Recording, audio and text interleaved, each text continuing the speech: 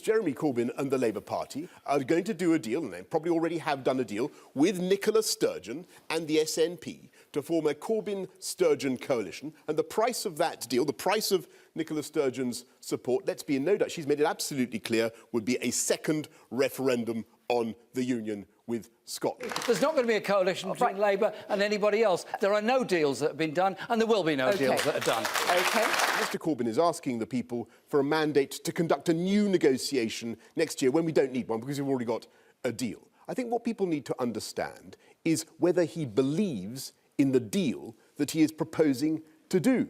Does he actually want to do this deal? Because if he doesn't believe in it, or if, absurdly, he was then going to campaign against it in the forthcoming Perhaps you'd like to put the question directly to Mr Corbyn. What is the point of Brussels offering him this deal? And I wonder whether Mr Corbyn can now tell us, are you going to campaign for leave or remain? We will, within 3 months, negotiate a credible leave option with the European Union, and within 6 months put that to a referendum of the British people to decide between that option of leaving whilst protecting jobs and trade and the Good Friday Agreement with Europe, or remaining as full members of the European Union. That will be the choice put before the British people. There are no circumstances whatever in which this government or any Conservative government will put the NHS on the table in any trade negotiation. Our NHS will never be for sale. A document here of US-UK negotiations, summary of specific negotiating objectives,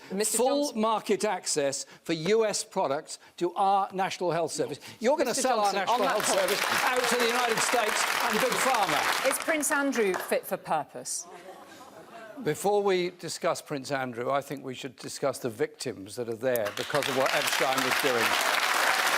And I think there are very, very serious questions that must be answered, and nobody should be above the law, but the primary position ought to be the proper treatment of those people who are victims of the most appalling behaviour by apparently Epstein and many others. Thank you very much indeed, Mr Johnson.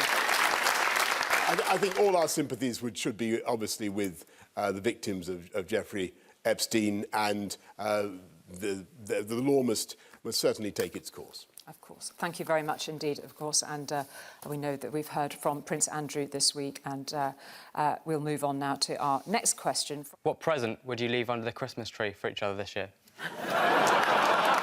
Leaving politics aside, gentlemen. OK, leaving politics aside, what gift would you leave for Mr Johnson under the Christmas tree? Well, I know Mr Johnson likes a good read. So what I would probably leave under the tree for him would be A Christmas Carol by Charles Dickens, and he could then understand how nasty Scrooge was. Thank you. Mr Johnson. Well, I think I would probably leave a copy of, since you want a literary effort, a copy of my brilliant Brexit deal, which allows us to I will wait. Maybe by next year we will be able to see non-political, Mr Johnson. Non-political. But I think, what I think, Mr Corbyn, Mr Corbyn shares my love of plants and trees. I think maybe one of your little cardboard buses, maybe. Some dams and jam. Lovely. Some dams and jam. OK, gentlemen, thank you very much indeed for that. He doesn't even want my dams and jam. Thank you. A fascinating 50 minutes of debate. I'll get that little piece of dandruff off.